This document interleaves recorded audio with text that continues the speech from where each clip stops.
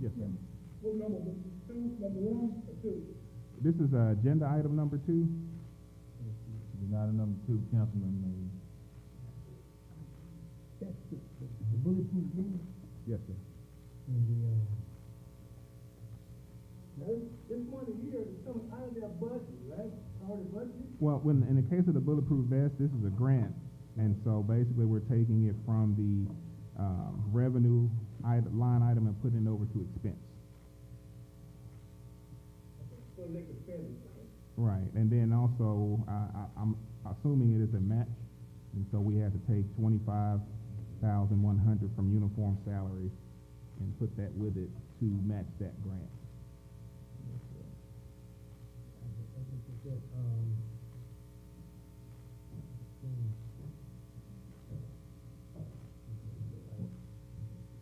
So you got a question, Councilman Bluff? yeah, I was having some issues with that particular one. The bulletproof vest? No, I was having some issues with commingling the animal control with it, unless that's to feed the canines. Is that animal food and supplies? My apologies. That comes out of animal control. Okay. Right. That was everything seems to wash out, but for this particular item, it seems to commingle two departments, Mr. Chairman. I just think for auditing purposes, it'd be better to do these adjustments where it'd be a separate one for animal control that would, because I don't understand if we take the 6,000 out of animal control, the 97 too, I don't understand how that's budgeted between those two departments. Is that making any sense to anybody? Ms. Jean, can you answer that question?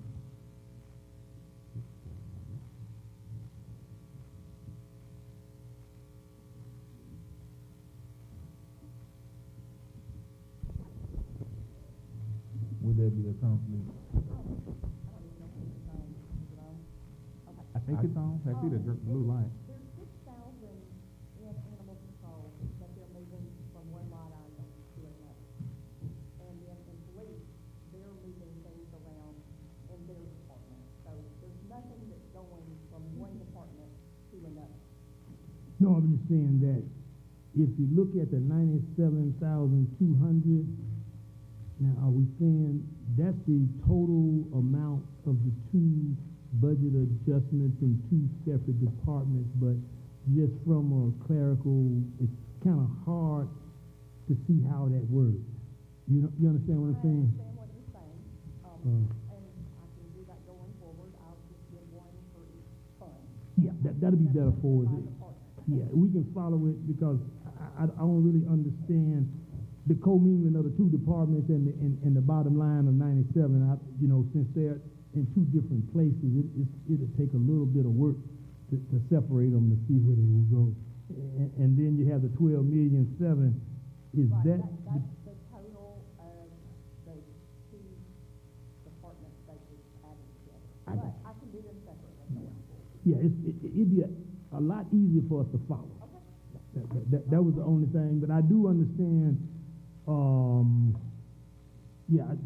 The police has two expenditures. One is the bulletproof vest, and the other is the. Now Mr. Chairman, are we doing 25 for jail fees and 16 for the testing expense? And taking that out of one slot for the police. And the issue that I'm having with the 25. So we're taking 25,000 from a police slot that'll leave a balance in that one. Well, yeah, I guess you're right. But up to this point of the year, some of those slots haven't been filled at all. Mm-hmm. So you are, I guess, in a sense. But that's how they've always done their. Oh no, I know. I'm not questioning. I'm just saying, when we get these things, we did the budget back in November, and many times we don't look at the budget until, we really don't look at it. And after that, but when we do budget adjustments, trying to keep the money separate, like what we're doing now is for police, we're taking expenditures out of of uniformed, unfilled positions. But there's no issue. I mean, I think the bigger issue, Ms. Divas, is that if we could just keep the two departments in a separate, explanation, so we could be able to thumb back through the budget and say, this is the number. I can do that. I appreciate you now. All right, thank you. So, any more discussion about this one? I move we send it to the full council with a due pass. All right, can we get a second? I second. All right, we have a motion and a second to send this to the full council with a due pass. Let's see, let's move on to the next one, which is agenda item number 3. This is a resolution authorizing the reallocation and or transfer of funds appropriated in the municipal budget transit fund. If you turn over, these funds are within the department. We're taking money from repair and maintenance buildings, 15,000 from there, and also 10,000 from capital replacement parts, and it is going to repair and maintenance auto. The total is 25,000. I have no questions, Mr. Chair. Okay, we'll entertain a motion. I move we send this, Make a motion to, I agree. To send it to the full council with a due pass. second. All right, we have a motion and a second, send this to the full council with a due pass. The last one we have is agenda item number 4. This is from the street fund. This is a reallocation, or transfer of funds within the street fund. We turn over, looks like the total is $20,500. This is coming from the speed hump account, and it is going to uniform expense, office supplies, technology services, and natural gas expense. No question, Mr. Chair. I move we send this budget adjustment to the full council with a due pass. Can we get a second? All right, we have a motion and a second to send. Yeah, I second. Okay, we have a motion and a second to send this budget adjustment to the full council with a due pass. And I believe that is all we have for Ways and Means this evening. Anything else from the floor? No, sir, Mr. Chair. All right, I'll entertain a motion to adjourn. Motion to adjourn. Second. All right, Ways and Means is adjourned. Second. Yes, sir, we got you. Ordinance and resolutions, we have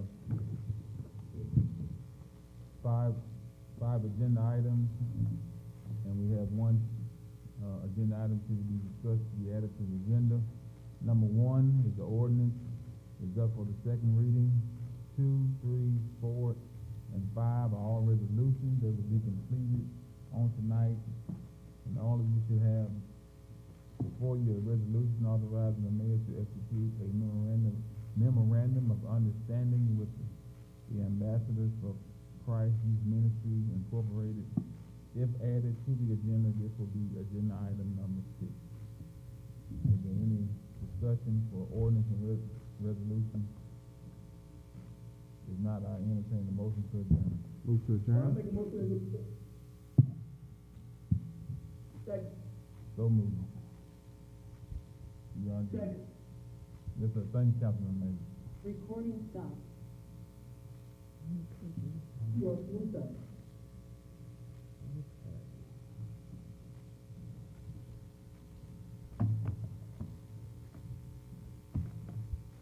Hey, David, how you doing, man? Good to see you.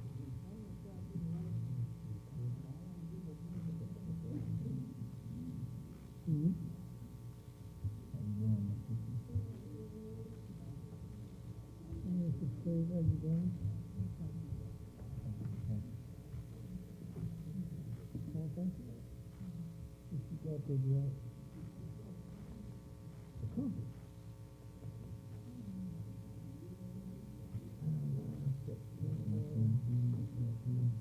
Yeah,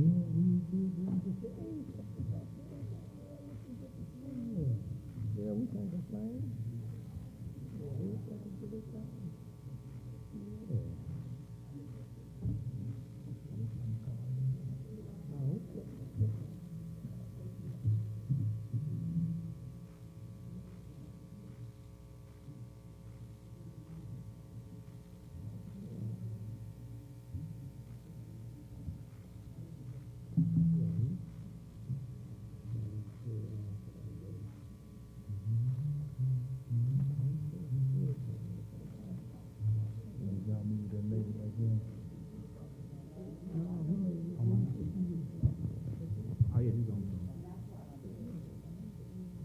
What's this, some chocolate?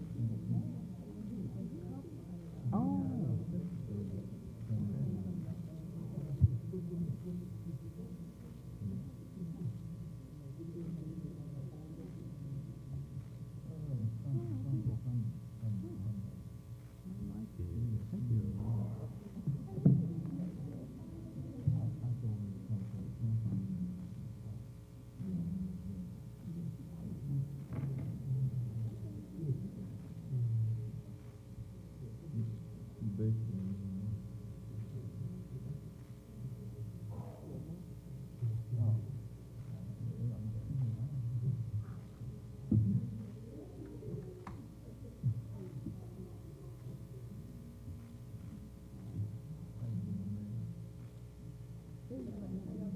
I won't get lost. I know what north is. Sure.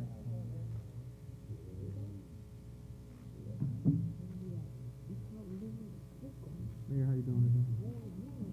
I'm well. How was your trip? All right.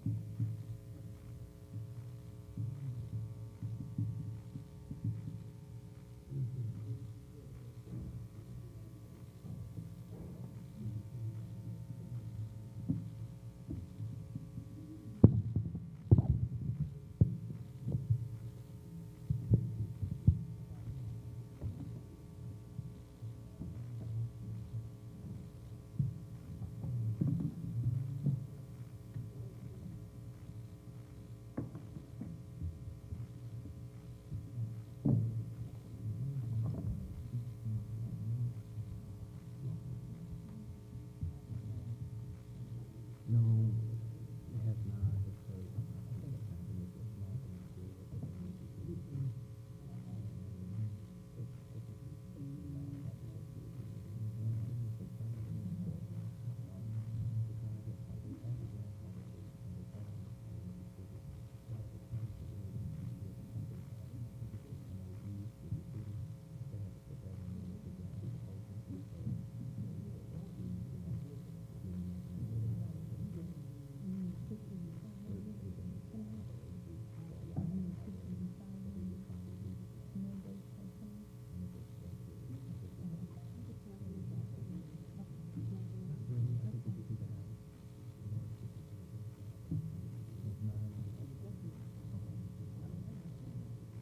How you doing, man, Flower? Yeah. You doing all right? Yeah, I'm on.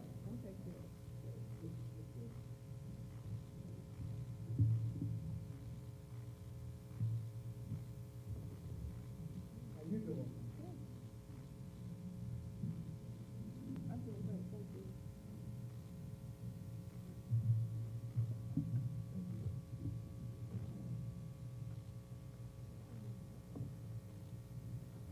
Good evening, everyone. Recording in progress.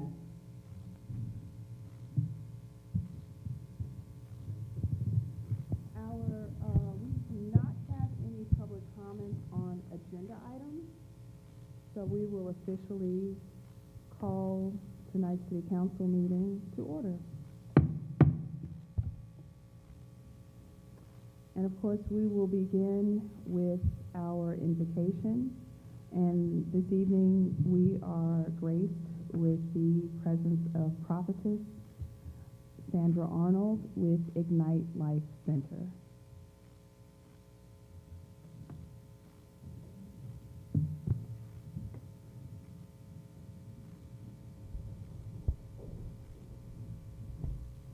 Good evening, Mayor Flowers and City Council. You will bow your head for a word of prayer. Gracious Father, we thank you on this evening, oh God, as we stand in your presence and we acknowledge you that you are the source of all wisdom, peace, and justice.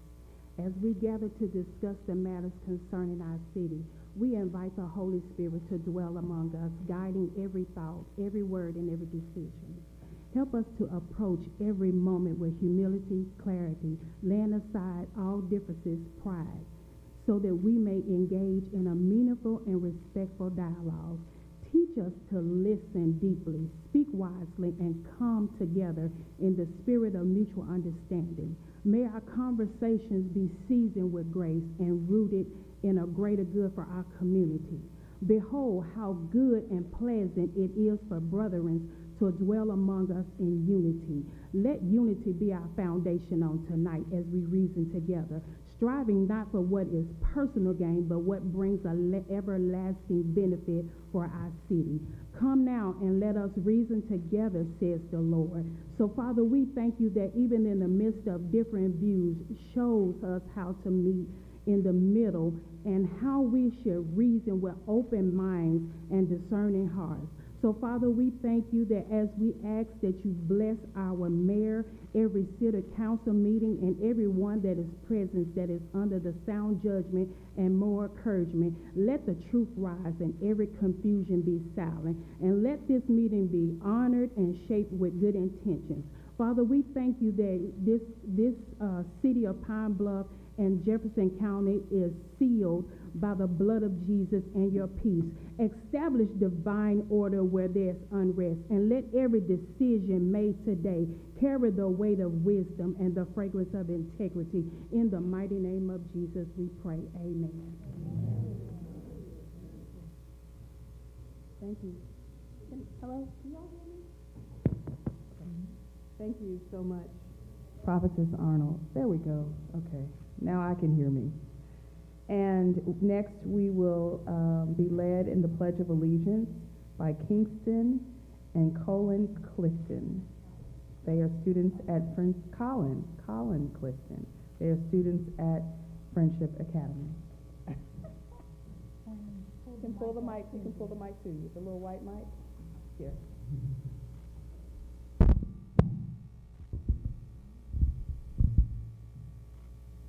I pledge allegiance to the flag of the United States of America and to the republic for which it stands, one nation, under God, indivisible, with liberty and justice for all.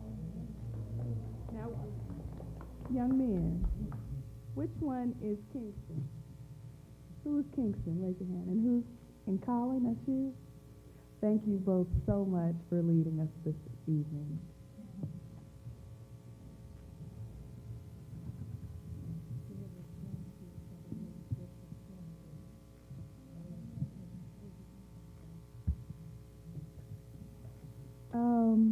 Okay, and next, Madam Clerk, will you please call the roll? Councilmember Mays. Here. Councilmember Holcomb. Here. Councilmember Brown. Here. Councilmember Lockett. Here. Councilmember Frazier. Here. Councilmember Brunson. Here. Councilmember Denton. Here.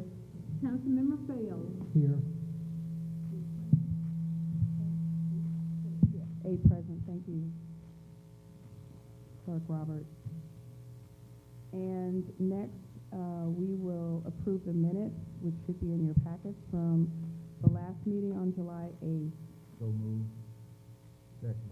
It's been moved and seconded that we approve the minutes from Monday, July 8th. With any discussion? With no discussion, I'll ask for those who vote for the approval of minutes, indicate by saying aye. Aye. Any opposed? Motion passes. And next, we will go into our committee reporting. The first is Ways and Means. Council Member Brown. Thank you, Mayor. Ways and Means met just before this council meeting. We had 3 items to discuss. These were agenda items 2, 3, and 4 on our agenda for tonight. All of those came out of committee with a due pass and sent to the full council. And that concludes my report. Now, I know we talked about this in the last meeting about us having that budget meeting for the entire council to come in and see where we are. We're going to try to do that meeting next week on Tuesday? Is Tuesday at 1 o'clock okay? Can we do that? No? If it doesn't work for you, we can change the day. Let's say tentatively Tuesday at 1 p.m. And I'll, as soon as this is over, I'll go to my office to make sure we don't have anything else. Great, okay. All right. So Tuesday, 1 o'clock for the moment. All right, that concludes my report. Thank you, Councilmember Brown. Councilmember Lockett? Councilman Brown, you got the budget done. I know. Oh, It came out of committee with a due pass. yeah. You gotta report it out though. I mean, we had a committee meeting prior to the meeting that we had. Seeing your budget just, I missed it? Yeah, I said we discussed agenda items number 2, 3, and 4. All came out of committee with a due Okay, pass. my bad. I must be having one of those senior moments. No. You just didn't hear me, that's all. We're not gonna blame it on that. But all of those came out of committee with a due pass. Okay, thank you, Councilmember Brown. And next, we will hear from the Ordinances and Resolutions Committee and Councilmember Holcomb. Thank you, Mayor. We have 5 agenda items. Agenda item number 1 is the ordinance up for the second reading. 2, 3, 4, and 5 are all resolutions that will be completed on tonight. And before you should have a resolution authorizing the mayor to execute a memorandum of understanding with the Ambassadors for Christ Youth Ministry Incorporated. I move that this resolution be added to the agenda. Second. It's been moved and seconded that, do we have to put a number on this? If you add it to the agenda, this would be agenda item number 6. That we add proposed resolution number 6 to the agenda. Any discussion? There's no discussion. All those in agreement to add resolution number 6 to the agenda will answer to the roll call, Madam Clerk. Councilmember Mays?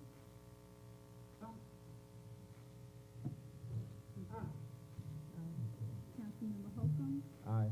Councilmember Brown? Aye. Councilmember Lockett? Aye. Councilmember Frazier? Aye. Councilmember Brunson? Aye. Councilmember Denton? Councilmember Fair? And that concludes ordinance and resolution. Thank you, Councilmember Holcomb. Next, we have the Public Health and Welfare. Councilmember Denton, please deliver your report. Mayor, we did not meet, but we are scheduled to meet August the 7th at 4 o'clock. Okay, meeting August the 7th at 4 p.m. And if that concludes your report, Yes.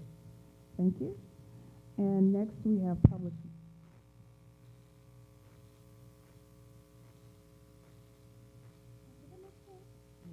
I'm sorry. So sorry. And next we have Economic and Community Development.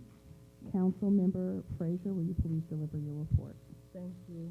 On July 10th, 2025, we met at the Economic and Community Development Office, and community service team closed on apartment complex, which is on Union, retained existing property manager, taking bids on installation of a new roof. Continuum of Care grant is currently looking for 2 housing units to rent, preferably a 1-bedroom apartment and a 3-bedroom house. So if anyone knows, please contact Economic and Community Development. The Economic Development team is working on a Delta Rhythm and Bayou Wellness Plaza, which is coming to a near completion. You can look downtown for yourself how it's coming along. Looking great. I'm excited about it. Economic and Community Development is in partnership with Pine Bluff Downtown Development and AP, and they will be launching in August the Trolley Hop Thursdays, looking for additional community-based partners to get involved. So if you want to get involved, please contact Michael McCray. Housing and Public Works team is working through existing applications, and one of the things that what's the name of that position that we're looking at through the applications right now? Yes, a specialist, right? The specialist. So we're looking for that, and one of the duties of that specialist is to look at those microloans again for the businesses. So we're excited about that because we definitely want to be able to help businesses, especially right now with everything that's going on. So with the money that we have, we want to be able to expend it and use it for the benefits of small businesses. So I look forward to that position coming up and into play soon. Administrative team received a notice of the 2025 grant award for CDBG and Home Investment Partnership funding. CDBG is getting $641,918. Home investment is going to be $272,172. Total budget for the 2024 program. And so we're excited about these things, and we're looking forward to be able to provide some housing and some help for our citizens, and also provide help for our businesses. That ends my report, ma'am. Thank you so much, Councilmember Frazier. Next, we have Public Works. Councilmember Lockett, will you please deliver your report? Yes, ma'am. Thank you, Madam Mayor. The Public Works Committee has not met since our last meeting, but we shall meet on July the 29th at 1 o'clock in the old City Council chamber. Yeah, that's our regular meeting. Now, Brother Brown, is that the same? Okay. And you wanted to meet on the 29th also? That's the date. Hey, Brother Bruce, take the repeat that, Brother Bruce. Okay, hold on, Steve. What time is it? 1 o'clock. You trying to meet at 1? Yeah, so we can't do it. What about 2? If your meeting is not gonna last, I don't know how long your meeting is gonna last. My meeting last night. Okay. If we wanna go 2 o'clock, it's fine. Okay. So 2 o'clock for Public Works? No. For Ways and Means. 2 o'clock for the Ways and Means meeting. Right. Yes, the next Public Works meeting will be on the 29th of this month at 1 o'clock in the old City Council chambers. And Chairman Brown just rearranged his meeting to be at 2 o'clock, directly after the Public Works meeting on July the 29th, also in the City Council's old chamber. Everybody clear on that, Madam Clerk? Okay. All right. And if there are any changes, we'll let you know. Madam Mayor, that concludes my report. Thank you so much. And the next item will be the Development and Planning Committee. Councilmember Fells, if you will please deliver your report. So Development and Planning, Development and Planning, we met on July the 18th. We have one agenda item that's placing several grass cutting liens on the books we'll be forwarding that to the full council and do pass recommendation at our next meeting. And we'll announce our next meeting for August, in the coming days, and that concludes my report. Thank you, Councilmember Fells. And the next committee is Traffic and Aviation. Councilmember Brunson, if you'll please deliver your report. Thank you, Mayor. Traffic and Aviation has not met, but we will be meeting this Wednesday at 1 p.m. in the old city council chamber, and it will be a hybrid meeting with in-person and a Zoom available. And that concludes my report. Thank you, Councilmember Brunson. Next, we have the Administration Committee. Councilmember Holcomb, if you will please deliver your report. Thank you, Mayor. The Administration Committee will meet next Wednesday, July the 30th at 2 p.m. That will be in person and hybrid. That concludes my report. Thank you so much, Councilmember Holcomb. And lastly, but not least, Councilmember Brown, if you will please deliver your report for the Public Safety Committee. Thank you, Mayor. Public Safety met on the 9th of this month. We heard from GBI. They recently completed a training in York, Pennsylvania. We also were introduced to some of the new employees with GBI, the case managers, Miss Letitia Barnes. She's our case manager. She's currently for the juveniles, and she's handling about 250 juvenile cases right now. Our adult case manager is Monica Penister, and we also have our credible messenger position, and that's Rakim Khalif. And so basically, and GBI has been going out to schools, high schools and middle schools, talking with the students, just trying to try to create that connection there.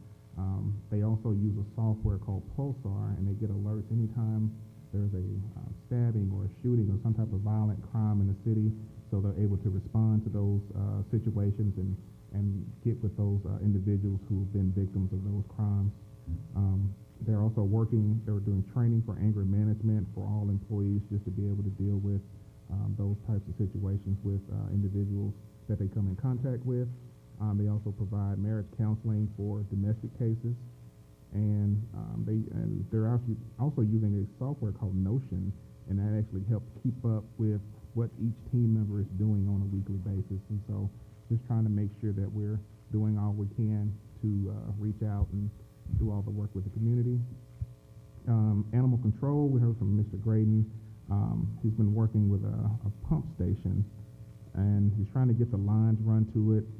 At the meeting, he was still getting the lines run, but then after that, he sent me a message and said that it was installed. So the gas system is set up to run that generator that we have at animal control. And for the kennels, he's waiting on he's actually waiting on from the Public Works Director to make sure we get those kennels purchased in the right way. He said he had this past month, 82 animals were taken into the shelter. We had 7 adopted, 16 transferred, and he has a 57% save rate at the shelter right now.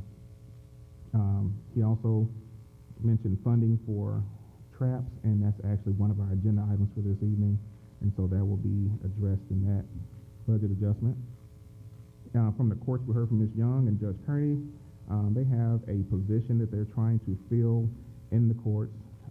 The position currently pays $31,356. They're trying to see if we can get that salary up to $32,663, and the person that left that position was making around $41,000. That situation will be handled in the Administration Committee. You already have that, Councilmember Holcomb? Okay.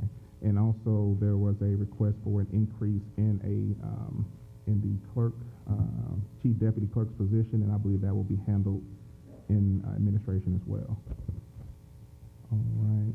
From the police department, we were introduced to Mr. John Worthen. He's going to be our public information media specialist. He'll be working with police, fire, and animal control. He'll be dealing with all the media relations as related to those departments.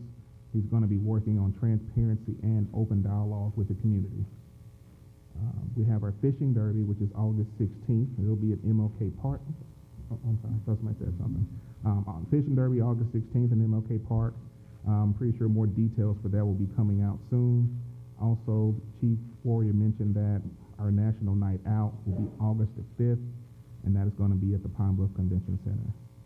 She reported that crime is down 9.76%, and also she mentioned that Officer DeAndre Goodwin has been transferred over to GBI to work with that department dealing with the group violence. With our fleet, we have 8 cars that are about to come out of lease, and they will be switched over to, instead of having to turn those cars back in, we're going to keep those vehicles. Right now, those vehicles have low mileage, and we're able to retain those vehicles for $25 a month from Enterprise until we're ready to let those cars go back. From Chief Compton, in the fire department, recently completed testing for, had 20 individuals who took the exam. He has 5 individuals right now who are going through the EMS EMT course, and in January, they will be going to the fire academy. He has a total of 87 people on staff right now, and the 5 new hires will bring that up to 92. They had a demolition of the training facility, of the old training tower. That was the week before our meeting, and making way for that new facility that should be here in the early part of 2026. Right now, we're having an engineer to do the infrastructure work, or the design for the infrastructure work for the new training facility.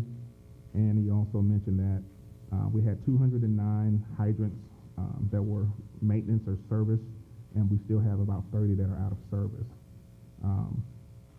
Our PFAC meeting, which is Police, Fire, Animal Control, and Code Enforcement, they had their first meeting last month, and that second meeting will be tomorrow, 6 o'clock in this building. And that concludes my report. You've been working hard, huh? Okay, so we will move on to proposed ordinances and resolutions. Councilmember Holcomb. Agenda item number 1, an ordinance amending section 2-141 of the Code of Ordinance of the City of Pine Bluff, Arkansas, to authorize municipal government to make electronic payments and related purposes up for the second reading. An ordinance amending section 2-141 of the Code of Ordinances of the City of Pine Bluff, Arkansas, to authorize municipal government to make electronic payments and related purposes. Place it on the calendar. Agenda item number 2, a resolution authorizing the reallocation and or transfer of funds appropriated in the municipal budget general fund. Whereas city ordinance requires that a transfer or reallocation of funds which modifies the annual city budget must be approved by the city council via resolution or ordinance. Now therefore be it resolved by the city council of the city of Pine Bluff, Arkansas, section 1, that the attached request for a modification and or transfer of funds appropriated in the annual city budget is hereby incorporated herein by reference as if fully set forth and is approved. Section 2, that this resolution with the attachment shall be appended to the official copies of the annual city budget maintained by the city clerk's office and the finance department. Move for adoption. Second. Been moved and seconded that resolution number 2 be adopted. Any discussion? With no discussion, all those in agreement for adopting resolution number 2 indicate by saying aye. Aye. Any opposed? Motion passes. Agenda item number 3, a resolution authorizing the reallocation and or transfer of funds appropriated in the municipal budget transit fund. Whereas city ordinance requires that a transfer or reallocation of funds which modifies the annual city budget must be approved by the city council via resolution or ordinance. Now therefore be it resolved by the city council of the city of Pine Bluff, Arkansas, section 1, that the attached request for a modification and or transfer of funds appropriated in the annual city budget is hereby incorporated herein by reference as if fully set forth and is approved. Section 2, that this resolution with the attachment shall be appended to the official copies of the annual city budget maintained by the city clerk's office and the finance department. Move for adoption. Second. Been moved and seconded that resolution number 3 be adopted. Any discussion? With no discussion, all those who approve the passage, the adoption of resolution number 3 indicate by saying aye. Aye. Any opposed? motion's adopted. Agenda item number 4, a resolution authorizing the reallocation and/or transfer of funds appropriated in the municipal budget street funds. Whereas city ordinance requires that a transfer or reallocation of funds which modifies the annual city budget must be approved by the city council via resolution or ordinance. Now therefore be it resolved by the city council of the city of Pine Bluff, Arkansas, section 1, that the attached request for a modification and or transfer of funds appropriated in the annual city budget is hereby incorporated herein by reference as if fully set forth and is approved. Section 2, that this resolution with the attachment shall be appended to the official copies of the annual city budget maintained by the city clerk's office and the finance department. Move for adoption. Second. It's been moved and seconded that resolution number 4 be adopted. Any discussion? No discussion. All those in agreement to adopt resolution number 4 indicate by saying aye. Aye. Any opposed? Motion passes. Agenda item number 5, a resolution recognizing the 105th birthday of Deacon Thomas F. Vaughn. Whereas over the past century, Deacon Thomas F. Vaughn's selfless dedication to our community is a testament to his unwavering spirit and inspiring legacy. The contributions of service, humility, and wisdom from this centurion are examples of his commitment to making a positive difference in our community. And whereas Deacon Vaughn is a 1949 graduate of Arkansas A&M College, now UAPB, served as an original member of the Tuskegee Airmen, and devoted over 30 years to transforming agriculture in Arkansas. And whereas the city of Pine Bluff desires to recognize the achievements and the 105th birthday of Deacon Thomas F. Vaughn. Now therefore be it resolved by the City Council of the City of Pine Bluff, Arkansas, that we, the mayor, and the members of the City Council take great pleasure in joining the family and friends of Deacon Thomas F. Vaughn in celebrating 105 years of life and declaring July 13th, 2025 as Deacon Thomas F. Vaughn's Day. Section 2, a true copy of this resolution is duly engrossed and shall be delivered to Deacon Thomas F. Vaughn's by the mayor's office. Move for adoption. Second. It's been moved and seconded that resolution number 5 be adopted. Any discussion? I'd like to add a response. Let's go ahead and fill up these sponsors. Well, is there anyone who doesn't want to be a sponsor? Okay, so we can just acknowledge that everyone would like to be a sponsor. They can sign it before they leave. Mayor, they can sign it before they leave. I think there's enough spaces on there. Yes. Okay. So we'll just pass this down, but everyone can. Oh, you don't have the original. Okay. Oh, I'll come by your office. I can sign it. I just thought it was here. I thought the original was here. Okay. All right. But thank you. But we know everyone. Sorry, council members. Yes, sir. Okay. Good. Anyone, any further comments? I just would like to acknowledge that Deacon Vaughn was recently celebrated at his 105th birthday, and he certainly is deserving of all of the accolades of just living through over a century of life with the distinction that he has. But I would also just like to point out that what he has done with his life so far has been an amazing testament to service and definitely to his commitment to his family and community. And I met and heard about him a long time ago, and he was doing more in a day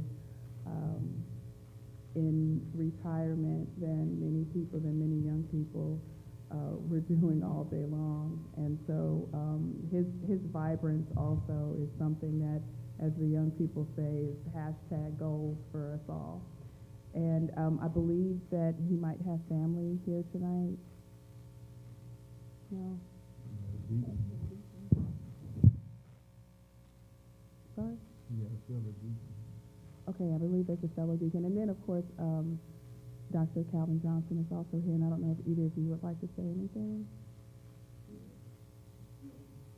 Okay, Dr. Calvin Johnson.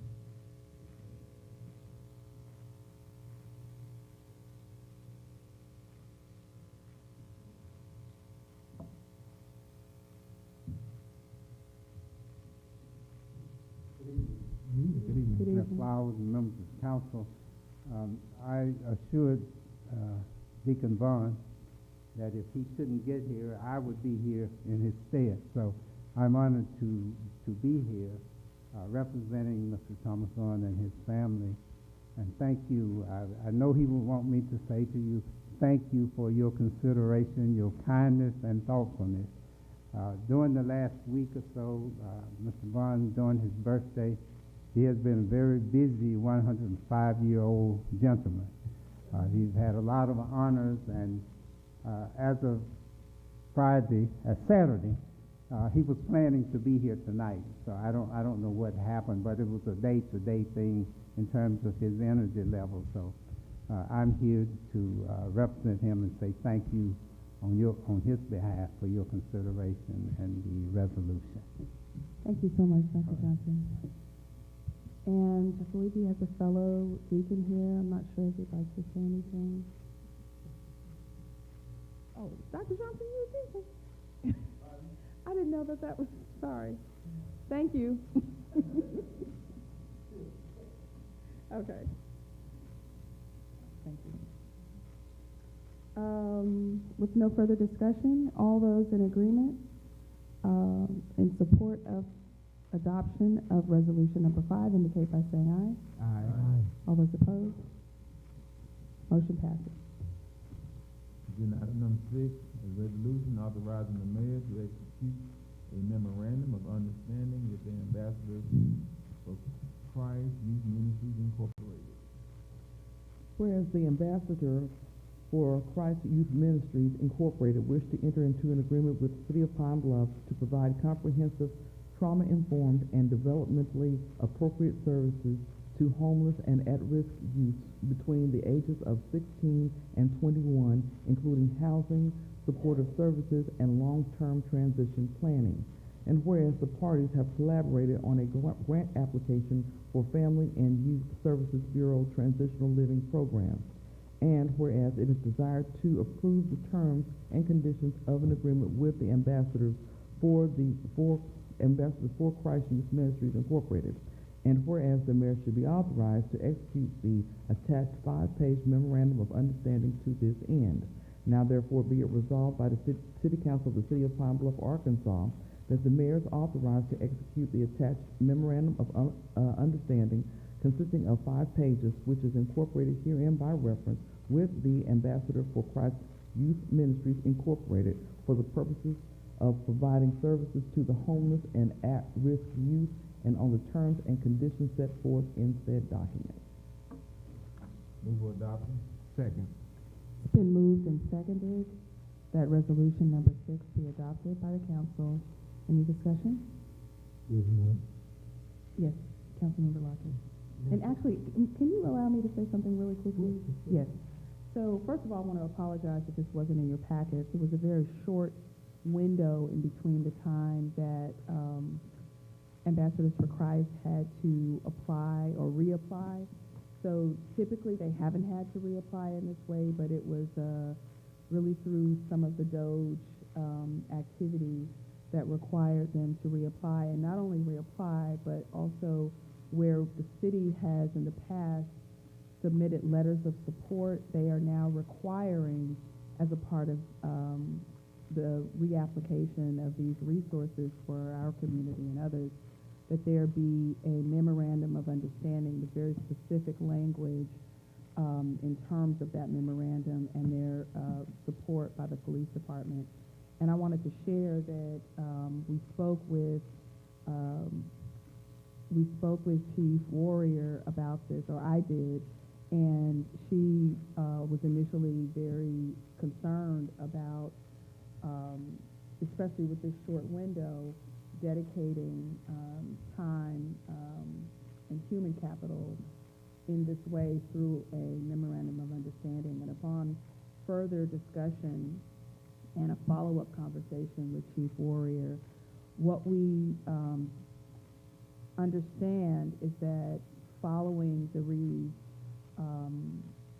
authorization of these funds for this grant, that we would be able to follow up with a letter of implementation to clarify exactly what different partners, including the police department, would actually be doing, required to do, what the expectations were, and we would be able to do that in concert with the chief and those resources that might be available.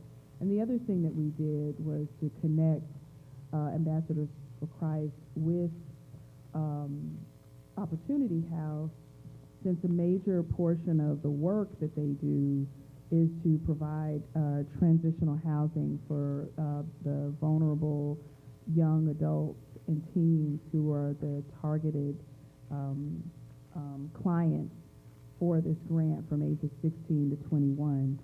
And in addition to the transitional housing, they provide workforce services and wraparound services for this vulnerable population. So when we think about young people who have been in trauma, who have been in trouble, as well as those who have been in foster care, and they get to that really critical area or critical age between 17 and 21 especially, but really the whole age range, that is where often young people fall through the cracks. So we wanted to do our best to work with them with this very short timeline, and just to be mindful that we're talking about over $1.2 million.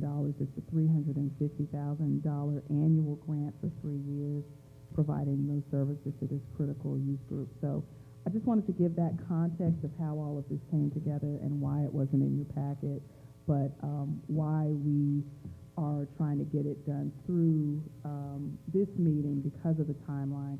And I did add, if you'll see right behind the resolution, there's a 3-page email, because what we did was request some documentation so that you could see some of the work that they've been doing, what some of those stats are, which include the items, the second portion of the first page. For example, 77% of the youth served are currently living in stable housing, working and paying their own bills. 91.4% of participants earned a workforce or educational credential that helped them either gain employment or pursue future training. 66% of all participants were successfully reunited with a parent, guardian, or another supportive adult, and all youth received trauma-informed case management and access to wraparound services that provide long-term stability. And so with that, I'll stop. And Councilman? Yes, is there a match? No. Okay. Any further questions? I just want to say, just from being in the mayor's office, and when Ambassador for Christ first came here to Pine Bluff to work with us, they have always done a great job. So I'm looking forward to see how much more help they're going to give our city. So thank you. Any further questions? Thank you.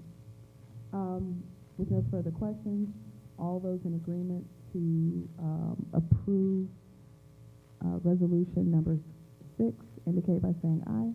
Aye. Any opposed?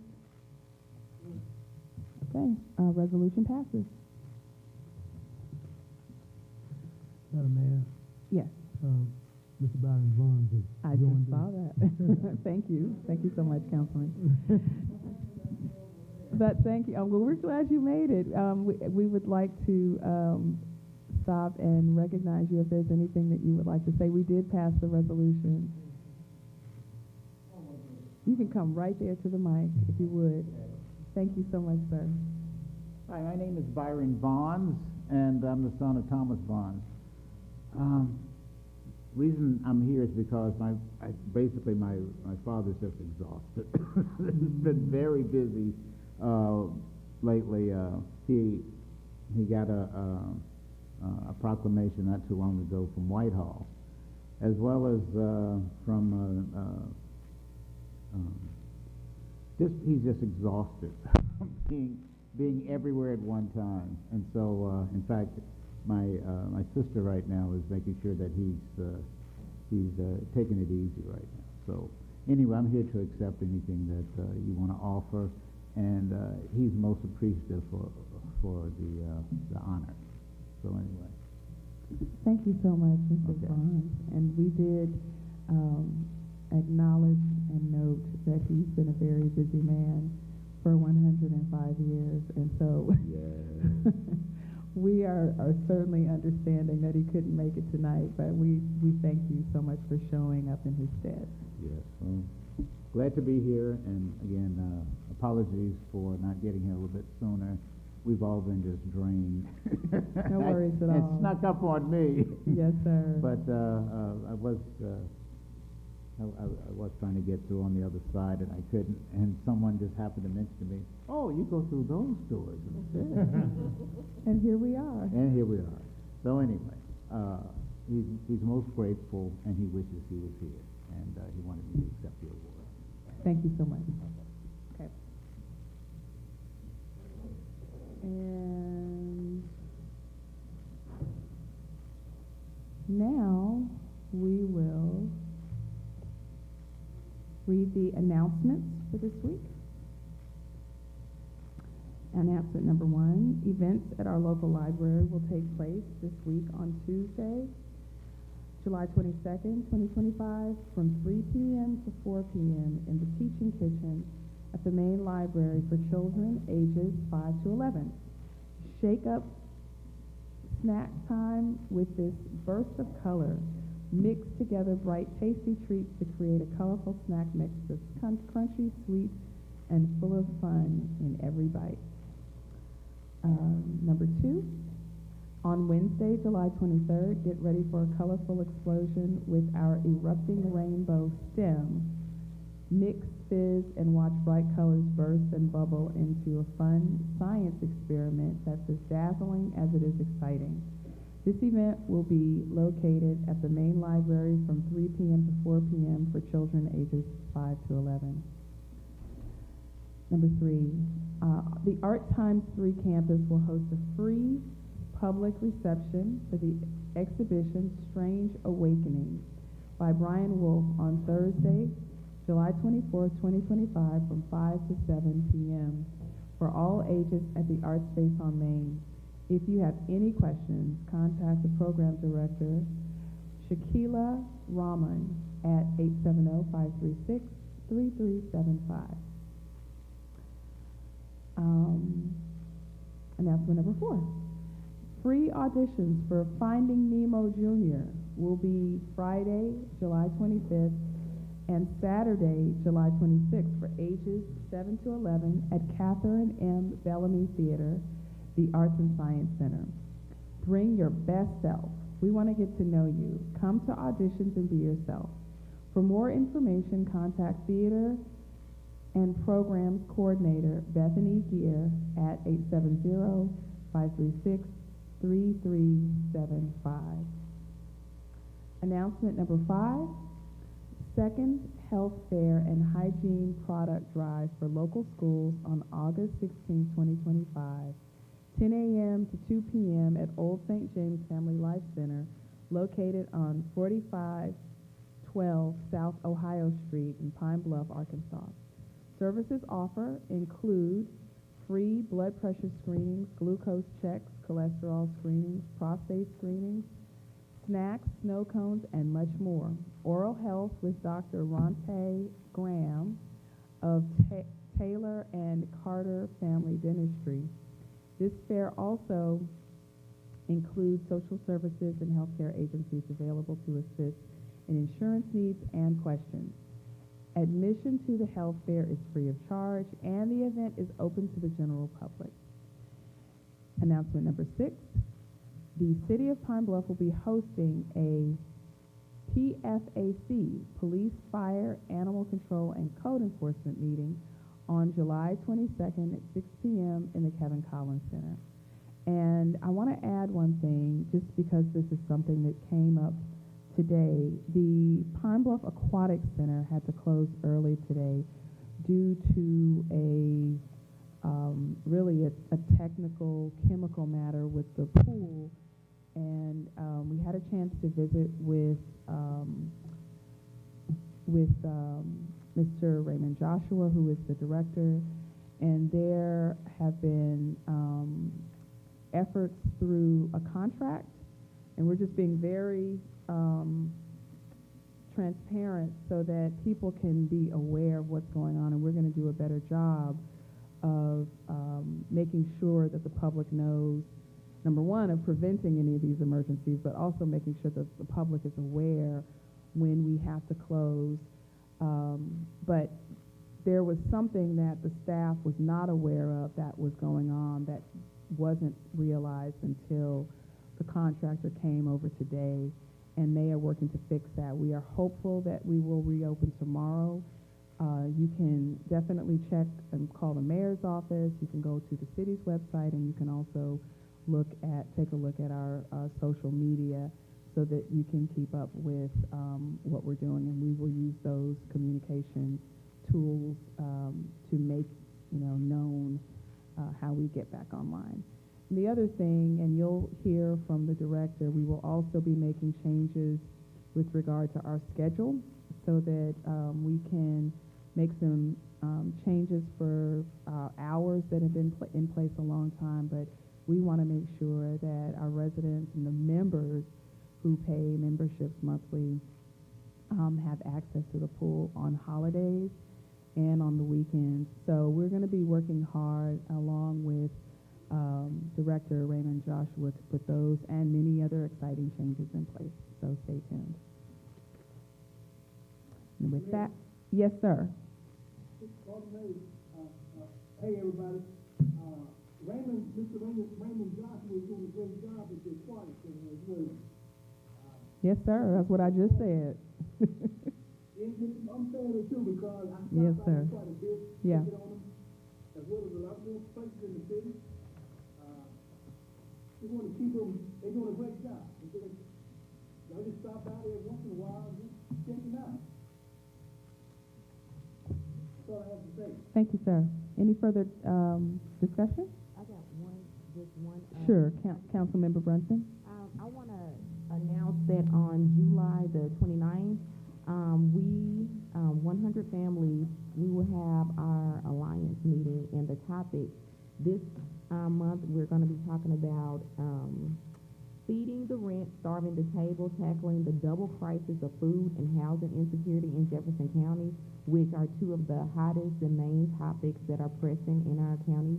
We're going to have our partners here from Tulsa, Oklahoma, who developed and started the Black-owned grocery store Oasis. They'll be here to talk about what they did and how they did it in Tulsa, Oklahoma, and how we will be partnering with them to do it here in Jefferson County. So please mark your calendars for July 29th at 11 a.m. It will be at the Generator. Thank you, sir. Thank you so much, Councilmember Brunson. Any other announcements? Okay. With no further announcements, we will formally adjourn and then go into public comments for non-agenda items. Take a motion to adjourn. Thank you. Thank you. And I will entertain, okay, it's been moved and seconded that we adjourn. Any discussion? Okay, all those in agreement to adjourn the meeting at this time indicate by saying aye. Any opposed? Okay, and now I will officially, for the second time, adjourn the meeting. Thank you, Councilmember Mays. Okay. Thank you.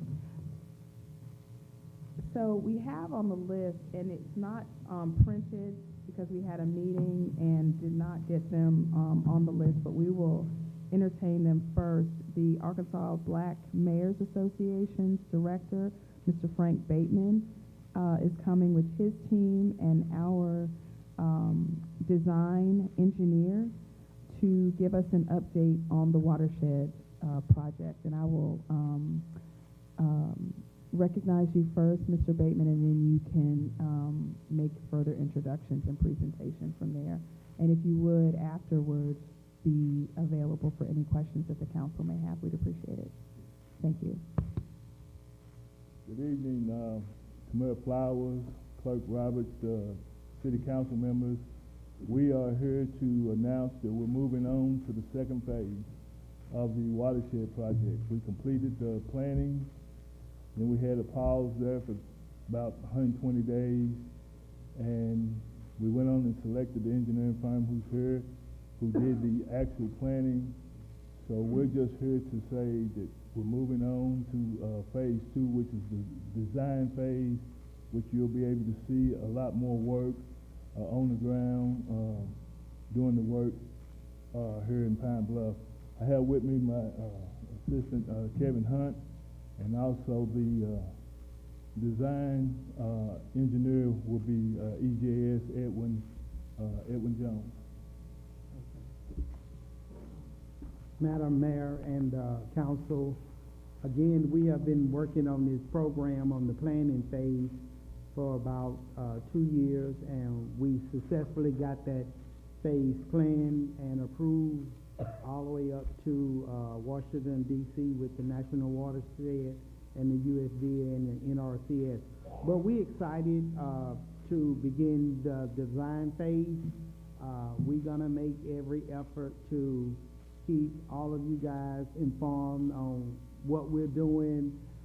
If you want to go on the Arkansas Black Mayor site, you can see the approved plan and the preferred alternative.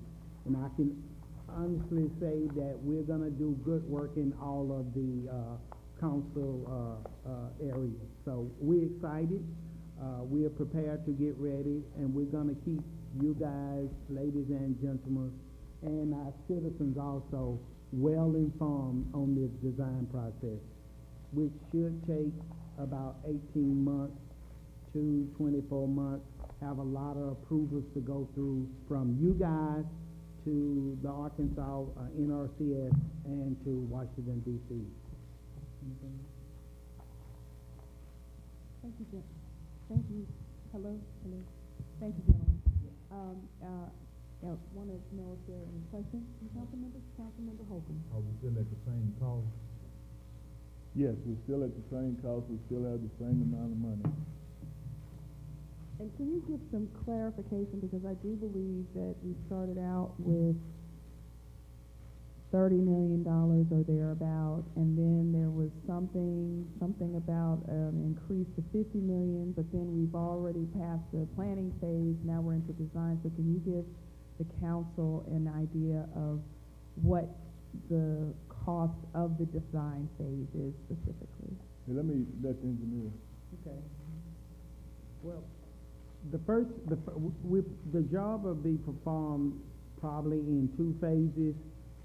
The first phase, we have a total of $50 million in the preferred alternative. So I think the first phase will be about about $22 million to go in a phase, and then they're going to get the funding for the second phase. But the first phase, and we haven't decided because we're not in the construction phase, but we know about $22 million will be spent in that first phase. For construction. And all of that is construction phase, which is going to be after our 18 months of design phase. So $22 million in that first phase of construction. Yes, and then additional funding will come. All of the design will be completed. Then it's just a matter of getting all of the construction done. How much was the planning phase? What did that cost? The planning phase for Pine Bluff was about $3 million for the planning phase. Around $3 million for the planning phase. Then it'll go to design phase and then to construction. And then what'll be the cost of the design phase? The design phase will be about $4 million. And that's to get all of the stormwater infrastructure design for all of the entire watershed. And you know, we got 2 watersheds, Bayou Bartholomew and Canny Bayou. Any further questions? Councilmember Fells? Yes. So I'm not quite sure where it originated, but I guess I was hearing different rumblings in the community. Some people are under the impression that the watershed funding had been cut by the current executive administration on the federal level, Trump administration. There was So- a pause, and that's what he was talking about when he Oh. said 100, or how many days? About 120-day pause, but it was resumed and we're here. So is there any clarification on how that was unpaused, and is there a risk that this could be paused again in the future? And No, that was just basically, that this new administration was just doing what they do, playing with anything that said minority, and so they slowed us down for a little bit. But as far as moving forward, we have no idea. The money has been allocated to do this work, so they can't take that money back because it has been appropriated. So once it got appropriated, then we find unless something crazy happens that we have no control over. But right now, that money is appropriated for you also, for all the projects that we have. Councilmember Lockett? What about the hot and drain there? Are we gonna? Yes, we have that in one of our preferred alternatives, so we're gonna do work on the Harding drain and Peach drainage also, so we got both of those areas, covered in our preferred alternative. Okay, and, hold on just a second. What's going on with the sound for Councilmember Mays? Hold on just a second, Councilmember Mays. We're trying to hear you. Is there anything we can wait on, or this is what it is? No, sir. I'm talking to Mr. Gilliard. Is there anything that we should wait on so we can hear him, or this is, okay. What can we do? Because we can't hear him. I'm just hearing from, Madam Clerk, computer. That's it.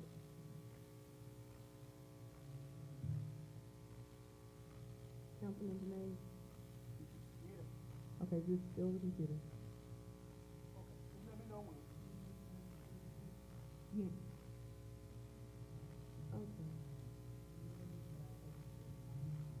Wait, can we put her microphone at her speaker? Okay, let's do that. Where's the speaker?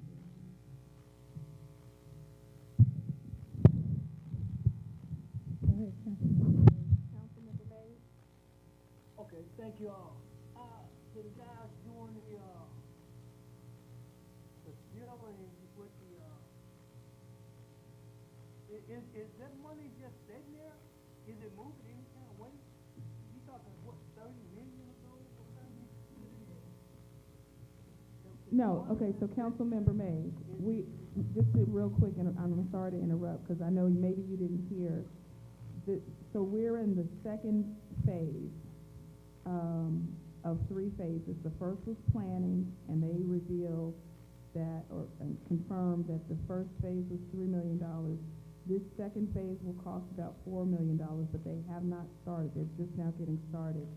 And then the first phase of construction will be somewhere around $22 million. But the money does not sit with ABMA. The money has been appropriated, and it is with USDA NRCS, and that's where it is to be expended as we go through the different phases. Well, man, what I'm saying is that's about $30 million. It's just not sitting. Yes, sir, it is. Am I right or wrong? You're wrong. It is just, it's sitting there.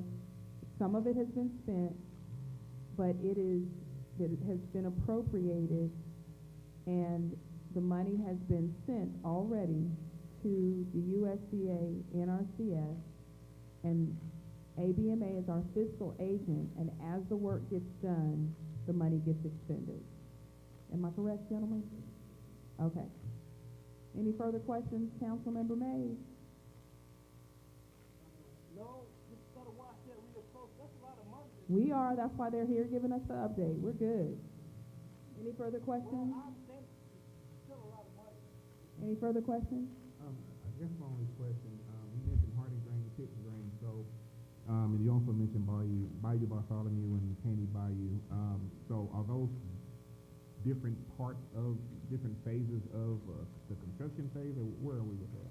Well, when we did the planning phase, we broke the watersheds up into two. Caney Bayou and Bayou de Solomon. Okay. And the reason we do that is because anytime a watershed is over $25 million, it takes you into the EIS phase, Environmental Impact Statement.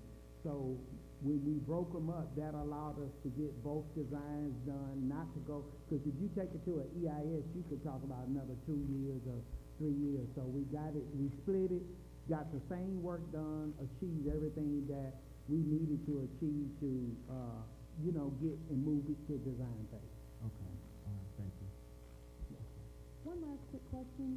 So with the money that you shared, we're spending of the three phases, of the three total phases, that adds up to about 27 million. Is there any, and you mentioned the first phase of construction. How many phases of construction are there, and how much money will be spent during the total construction phase? I use it as phase one, phase two, because we know that we already have 22 million allocated for construction. We're gonna get all of the design done. Then after we spend that $22 million, we got to get the funding to spend the rest of the money. How much is that? What is the rest of the money? 22, it'll be about another 27? Yeah, about 27, 28 million will be the other, portion. Mayor, let me also say this. So we just, EJS is just our design group. We have not gotten to the construction stuff is gonna be put out there later on. And so I just wanna make sure that everybody knows he's just our we design. know, yeah, he's our design. Yeah. And the only reason I'm asking these questions is because people have read things in the paper and read about different amounts. And just like you heard Councilmember Mays saying that's a whole lot of money, how's the money, where is the money? So I just want to make it clear for everyone, kind of, this is the money that will be spent in the construction phase in total. So we're looking at the first phase, 22 million, and then the second phase, somewhere between 27 and 28 million. We spent 3 million in planning, and we're about to spend 4 million in design. And EJS did the planning, and now they came back and they won the design. He's not a construction firm, so he will not be any part of the construction, if I'm not mistaken. Right. So I just wanted to clarify that, so as we get continued updates, people can rest in the knowledge of all this that we've read about the money, and it was a pause. Now we can know where we're going. Yeah, and just to clarify, just another little piece of that, for construction, we only have $22 million. Total for both of those projects, just to be clear. So for both phases. See why I'm asking questions? Yes, so I was going to clarify that anyway. So when EJS comes here and show you his plans, and you all will look at those plans, and he'll scope it all out and make it look real well and present it to you all and say, this is what I can do for $22 million. Now that would be up to you all to vote on and say, well, Johnson Street is okay, this is okay, this is a better project for the bang for our buck for this $22 million. Now there's also an opportunity for you all of us to go after additional dollars, which we said is, which he was putting something together that would probably need about $50 million to do a complete job in Pine Bluff, Arkansas, and around both of those watersheds, because it's not just Pine Bluff. So, but right now we only have $22 million for the project, and so when he brings those plans to you all have to look at it and say, these are the plans that we want to go for these $22 million. That's going to be up to you all. Councilman Brown. Okay, so at what point can we go back and, let's just say that the plan is $50 million, we have 22, at what point can we go back and reapply to get the other part of that? Yes, so the way it works in NRCS to make it, so you can start applying, maybe that's me. No, We can start applying for additional dollars because we understand, based off his plans, that we $28 million short to do everything in this part of Jefferson County based off the plans he has. What works really easy, once you all have done with that design plan in NRCS or any other foundation, look at it and say, okay, well they got piffers, planning, design done, and it makes it easier for the USDA to give you extra dollars because you already did 1, 2, 3, 4 phases already. So we need to finish, Yes, okay, yes. okay. I have a question. Councilmember Frazier. I just want to make sure that I'm understanding clearly. So 22 million for the first phase. We already did the planning phase, which was 3 million, and the design phase, which is next 4 million. That 7 million is from the 22 million? It was Or 30 is it million. separate It was from- 30 million. No, 30 I'm not talking about that. I'm saying you said, the first phase was going to be 22 million. No, right? no, the first phase, Of construction. That's what I'm talking construction about. only, yes. Yeah, that's what I'm saying, construction only. Yeah. I'm sticking with what we're saying, I'm writing it down. 22 million for the construction, but I'm saying that 22 million, that 7 million the 3 million that's already been done for planning, and the 4 million that's about to start with the designing phase, that doesn't touch the construction. That's correct, Okay, that's correct, I'm just yeah. making sure. Because So, you all initially started off with 30. For some reason, I was thinking it was 32. Yeah. I thought it was 32, so Mhm. whatever's left from the PIPR planning and design, that would roll over into construction, if I'm not correct. But I know that at least you all have $22 million in construction. So what about the five, is that 5 million is sort of what hangs out there to determine whether or not that'll go toward the If it 22 for would the roll first over, phase? we hoping it is, it's all different pots of money, like the planning and design money goes together, and the construction money up under a different code. So that's a waiver which we are working on, trying to get NRCS to say, whatever money is left over from the planning That's and design. you're talking about the 27 or whatever. The 30, just from the planning and design. So whatever money is left over from the planning or the design, if there's something left over, we're hoping we can get that and add that to the $22 million. If there's something left over from the 32 million altogether.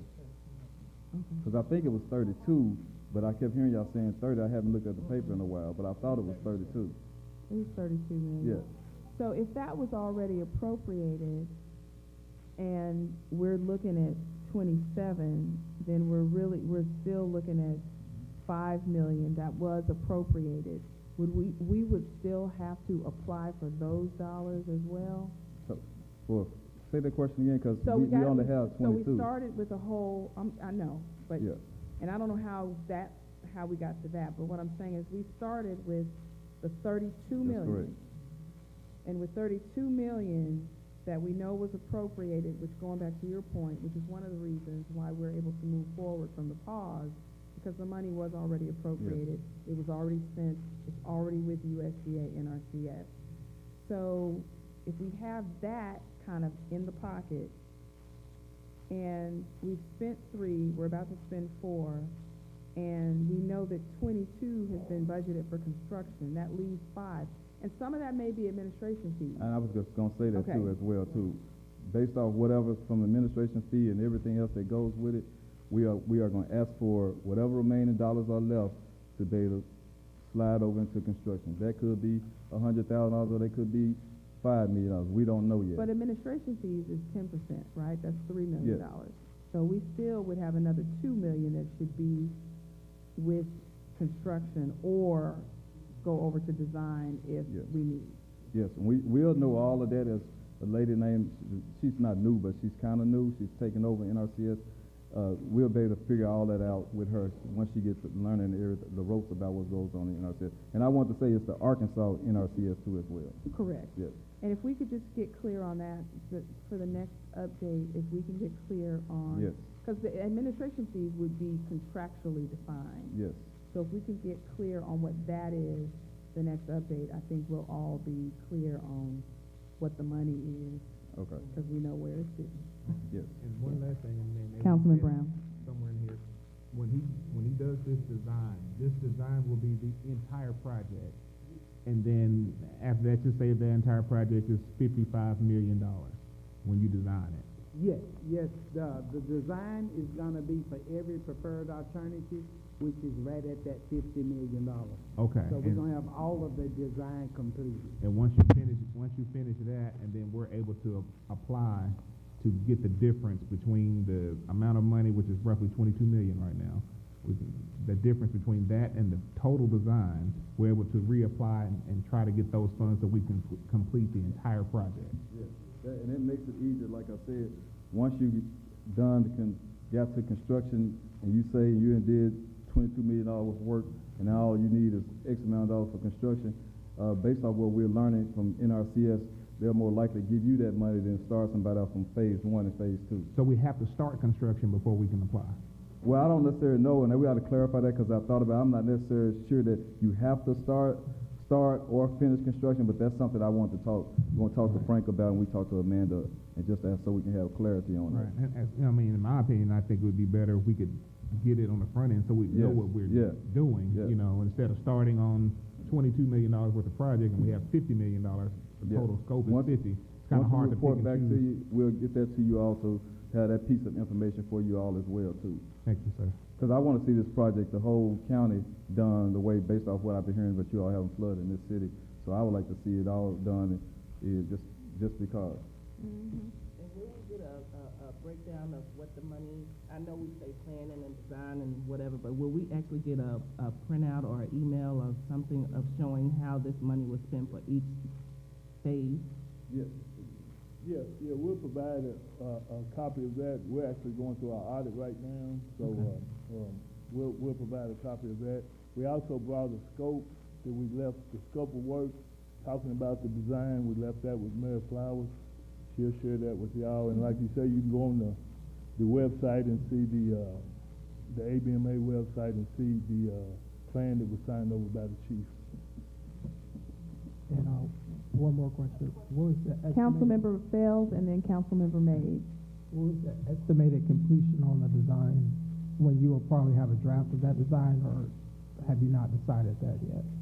We're saying about 18 months, but when you see the scope, we'll come back, we'll do a kickoff, and then we'll come back, I think it's at 30% and 60, and then 90%. That'll be 18 months from like today. It said 18 to 24 months from the 18 kickoff. to 24 months. Oh, when's the kickoff? Well, this is kind of part of the kickoff, but they're going to have another kickoff hopefully sometime, whenever able to get his team together to come back down, so in August. And we just scheduled it for 18 to 24 months, but if he just having God bless him with the vision and the strength and the wisdom to get it done in 12 months, and it's the right plan, then he'll have it done in 12 months, but we want to just manage the expectations just in case the weather may change on the sun. So we got it 18 to 24 months. You'll see them, you'll start seeing, they'll coordinate with the city, but you'll see them on the ground here doing the design surveying and stuff like that. Mays. Councilmember Mays? Yes, thank you. What's the average payroll cost per year? Less expenses. Just an estimate per year. And how many years we're looking at that same payroll? Repeat that, please. How many years are we looking at the expenses versus the payroll? What the expenses per year, and how many years we talking about? So there's no expenses in payroll, council member, but we're looking at 18 to 24 months. And they will kick it off, and we will be sending all council members the information that we received today in terms of the scope of work. We'll send that to you tomorrow. Any further? How far has it started about a year ago? No, sir. That was the planning phase. So we're talking about the design phase now. So and the planning phase was longer than a year ago. Man, payroll taking care of business in the project. Am I right or wrong? No, sir. But let me talk to you offline with regard, because there is no expenses to payroll formula. They're here to tell us what the scope of work is. We talked about the money around the entire project. There are 3 phases: planning, design, and construction. They have completed planning. We're about to start design. Construction will come after. My office will send every council member a copy of the scope of work tomorrow. And let me tell you, if there are any further questions you have in the meantime, we will connect you with Director Bateman and his team to answer any further questions. Thank you, Councilman Mays. The same money coming out of the Councilmember Mays, it's difficult to hear you, and we're gonna let us provide you with the information, and if there are any further questions, we can go from there. So with no further questions, thank you, gentlemen, so much for the presentation and for answering all of our questions today. Okay. The next on the non-agenda items is Mr. Mark Franklin to talk about discrimination and retaliation. How you doing today? Hi there. You know, I actually got just a second. Go ahead. No problem. No, okay, I had a situation, man, that kind of started off about the state and then as much the city, but anyway, last year I grossed $280,000. I've been trying to get to court. I've been going there like 14, 15 times, prosecuting attorney's office. I need somebody in the city to help me. I get this ain't got nothing to do with y'all. It's the state police. I lost 140 grand. As far as the city, I done got 3 kick doors, no search warrants, due process violated, like, you know what I'm saying, illegal search and seizures. I done got fake charges by police that never arrested me. All this stuff documented. I done got in trial, and Judge Wyatt, he signed off on my trial on January 8th. On a January 6th trial, I get a lawyer 2 days after my trial date. The city just been punishing me all kind of ways. This really Well, that's not the city. Huh? What's That's not the city. Judge Wyatt ain't the city? No, sir.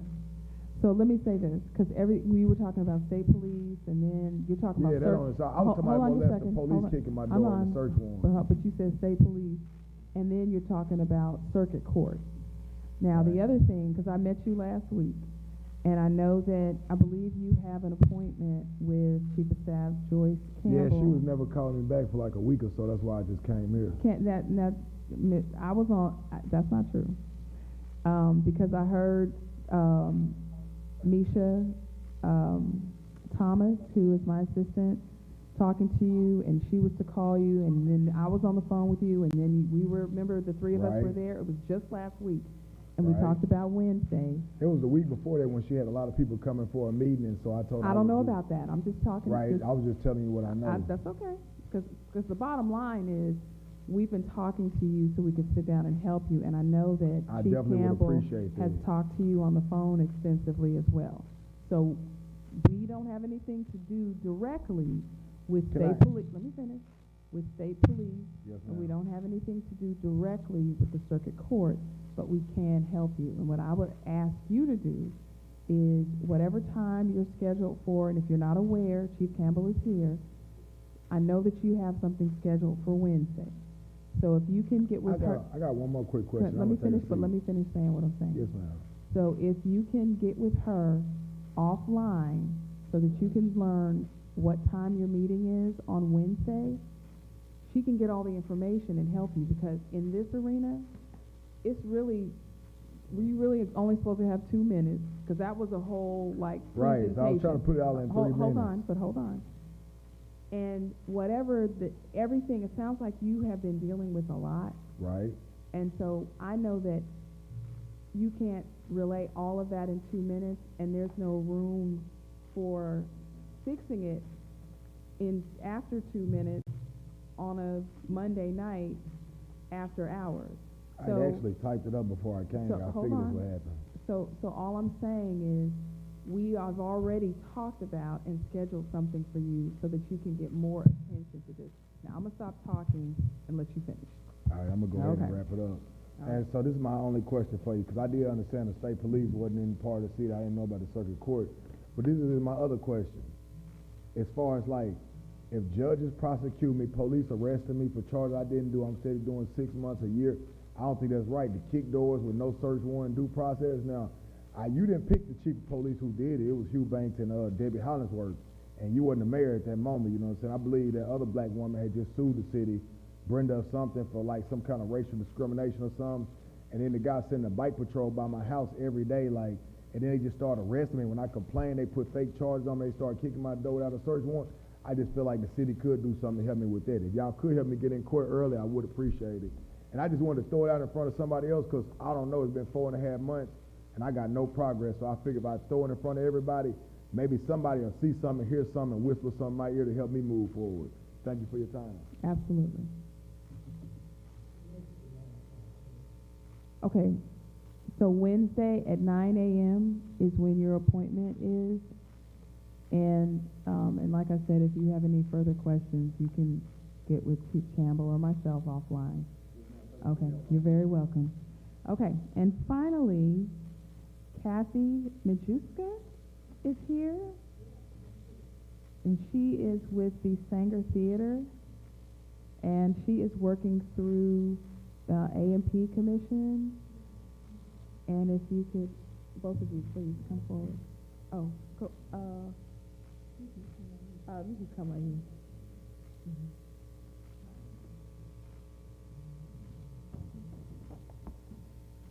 Thank you.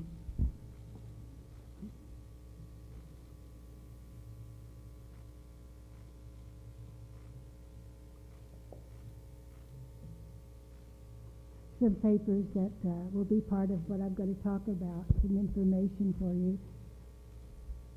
Yeah. Thank you so much. Yeah.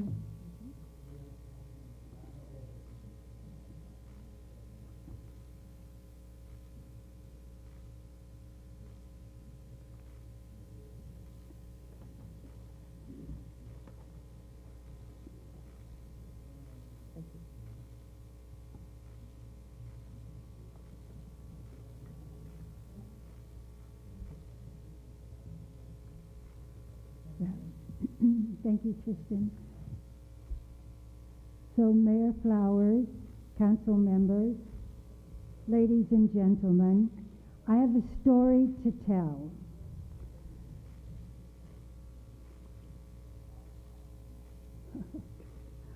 Imagine stepping into the Sanger Theater, where the architecture transports us to another time.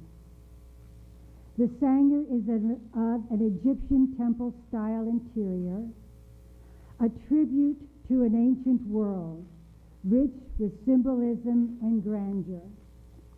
The design draws inspiration from the 1922 discovery of King Tutankhamun's tomb, a discovery that calls us back to Africa and the immense legacy of kingship and culture that flourished along the Nile. We are reminded especially of the kingdom of Kush, once the proud realm of Nubia, whose rulers became pharaohs of Egypt and brought a unique African tradition and artistry to the very heart of civilization. The Kushite kings were more than sovereigns. They were stewards of culture, patrons of the arts, and builders of monumental temples, much like the ones evoked in our theater designs. Today, the Sanger Theater's Egyptian motifs stands as a symbolic bridge between Pine Bluff and Africa's ancient heritage, inviting us to reflect on the enduring power of culture, creativity, and memory. In the future, within this space, our community will gather not only to enjoy performances, but also to honor a lineage of storytelling, celebration, and resilience that stretches from the Nile River to the Arkansas River. I have another story here to tell that you have information on, that the mystique of this Sanger Theater. We have had people from London, England, who have come to Pine Bluff because of our theater. They did a program on the Discovery Channel that had worldwide attention on our Sanger. It was called Mysteries of the Abandoned. We had a group from Paris, France, who came, architect, who did a book called Théâtre aux Boulets, which means calling about a palace in the ruins. They did this book from, as I say, Paris, France. We've had Boston, Massachusetts, twice, after the final curtain. So much has statewide, newspapers, radios, articles about our Sanger Theater. What is this mystique that the theater has that is calling us. We've had photographers, who's Y. Hope Osborne, whose work right now is in the Arkansas Museum in Little Rock. Anyway, we've had paranormal groups. I have another ghost hunter group coming tomorrow night. We've had 3. What is this power, they say, this energy, this energy from the theater? So this theater calls, and now it is time, I think, ready for us to seriously look at what can be done with this theater. In working with the city and the Rhythm and Blues Cultural District, there's a wonderful synergy that we are working together. We've had 2 historic architects that are renowned. One was the past president of the League of Historic Theaters. Another is another president. They have come and looked at our theater and they have said, an extraordinary theater, how lucky. We have a Broadway-sized stage. It's not as bad as what we thought it was. Last week, the CEO and president from the Orpheum Theater, I don't know if any of you have been to the Orpheum Theater in Memphis, came and said, I'm amazed, this theater is wonderful. It could be stunning when you restore it back to its grandeur. And this is what I'm hoping that by meeting with you, what we can do. The architects and the CEO all have been saying the same thing. Since we don't have the original blueprint plans, what we need is a 3D model that would look at every mosaic, every hieroglyph, everything, and will give us a total not only restoration of blueprints, but an idea of what is needed to restore. They also, one of the architects has given us what's called a concept design, which I gave to you all there, which talks about the 4 plans that are needed: investigating, programming, planning, and cost estimating. My son and I, we go weekly to the Sanger. We constantly are keeping vandals out. We constantly, with our nails and hammer, Tristan says, I've got to get an electric drill to keep the vandals out. The building has been closed for over 55 years, and it's amazing that it's still there. It's in a testament to a lot of groups that have worked on it, testament of the city council giving money that has stopped major leaks. That building is waiting, and I think now is the time, if we're seriously to do something that could be an incredible excitement for our town. Not only our town, but for the state. We're the only palace theater left in the state. Beyond the state, as the Egyptian temple, there's only about 5 left in the United States. And one of them is the famous Grumman Theater in Hollywood, California, where for the last, since it was built in 1923, every major footprint and star handprint has been in that theater. We have something this special. So I'm appealing to you all. What I need is concept design. I got the price right there, $11,000, and the 3D scan, the concept design, $48,000, $59,000, to get us seriously going. I talk with people and they say, oh, we've given money in the past and nothing's been done. But I think now, since we're working together with the city and Sherry's story and her group, we can do this and have something brilliant. Thank you. Thank you so much. And if you might be available for any questions. Any questions? Council members, anyone have any questions? Well, just want to say, Councilmember Fails. Ms. Kathy is very passionate for the Sanger Theater. I believe you've met with a couple of the city council members. Yes, I did. I had the pleasure. Some I did not have the pleasure. So I gave the ladies who I wasn't able to meet, I gave them everything that I've given to you all. Right. And one of the things that I told Ms. Kathy is a full restoration of the Sanger Theater would be a huge undertaking. That's definitely not something that I could foresee, the city doing on its own without a public-private partnership. But just this concept design and the 3D modeling, I think that's worth consideration over the next few months, even in our next budget cycle. Since we don't have floor plans of the Sanger and the city owns it, this will give us the opportunity to at least, preserve as much of the building, even if that's digitally, as possible so when the developer does come in the future, we can have that available. And I know in the community, there's a lot of people who say, why should we care about the Sanger Theater? Why are we pouring money into this dilapidated building, downtown? And I do recognize there are a lot of priorities across Pine Bluff, and we have to be responsible with our money. But I think I've heard a lot of people saying that the future of Pine Bluff is investing more into tourism. And every time, you say the word Pine Bluff, across the state or the country, a lot of people, they say crime bluff or other derogatory terms I won't repeat up here. And so the Sanger Theater, like you said, we've had interest from the Discovery Channel. They did a documentary on Pine London, Bluff. England. Mm-hmm. Yeah, we've had a lot of international interest. So it's projects like these that allow a city to kind of rehabilitate its reputation. So I'm telling you now, I'm not saying we can, save the Sanger anytime soon, but any little steps that we're able to take, I think it's worth consideration. Thank you, William. Thank you. Any further questions? Councilmember Brown and then Councilmember Mays. I agree with Councilmember Fells. And one thing that I've learned being on the council is that you have to have a plan in place. And I think this scan and this study that you're trying to do is going to be important, because we can't expect for someone to come in and do all of this work and then put the money into the project. So I think we can at least lay the groundwork and have the scans and the foundation for someone to be able to come in and do something with this theater. I'm all for it.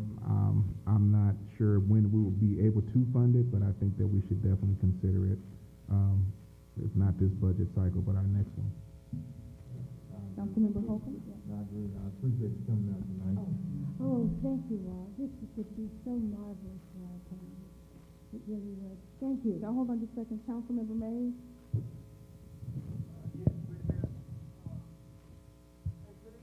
Good evening.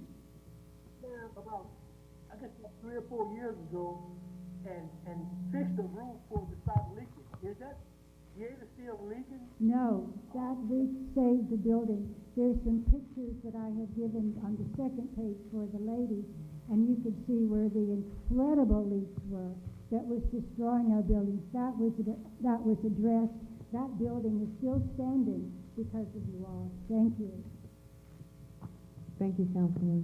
And I just have one, I would echo the comment or the comments of Councilmember Fells for sure. And, but I would like to ask, just based upon, I guess by today's standards or the standards of whenever this was even looked at, what would the cost of restoration be today? We won't know until we have that 3D scan. Has that ever been determined in the past by any kind of estimate? Yes.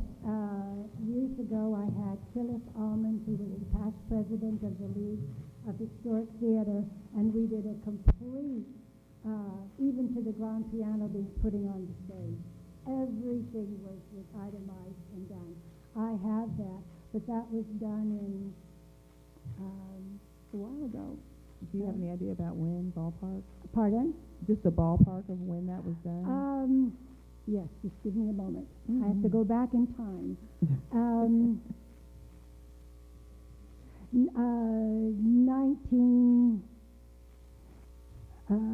Maybe 1988, 1989. I've been working on this for a long time. Yeah. And he said at that time, he looked at the theater, he said it was only cosmetic. 5 or 6 million could have taken it to restore it to immense glory. Oh. But you see, it's been sitting idle. Vandalism, leaks, roofs that weren't put on correctly. And so the damage, when Robert Tucker was here, do you remember Robert Tucker? Yep. We had a task force then, Sanger Task Force, and we were trying for the Sanger, and then you could start to see the deterioration, and then it has gone on. And so my son and I, we get sandbags, and we go in the alleyway, and we put sandbags to keep the leaks from coming down. The roof is great. But and again, vandals, you go and they've broken in, and we have to shoo them out and all kinds of stuff. So it's time. And just real quick too, the owner of the Sanger at this point Is the city. My husband correct? and I gave it to the city Mhm. a while ago when Robert Tucker was here. We went to most of the Sanger theaters that are still in existence, like the Pensacola, Sanger, the Perot Theater is the Sanger Theater in Texarkana, Arkansas. We talked with, a bunch of them, and they all said, if you are going to get your theater going, you must give it to the city, hire a 501c3 to organize it and maintain it.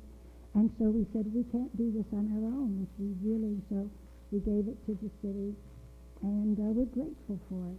But I haven't quite let go with it. I still go in and check it out and make sure it's okay. And our next ghost tour is Wednesday night, 12 o'clock at night. Ooh, okay. Let me know how it turns out. Yeah, we've had quite a few. Yes, I've gotten results. My son is done. Yes, we have. And let me say, I'm sorry.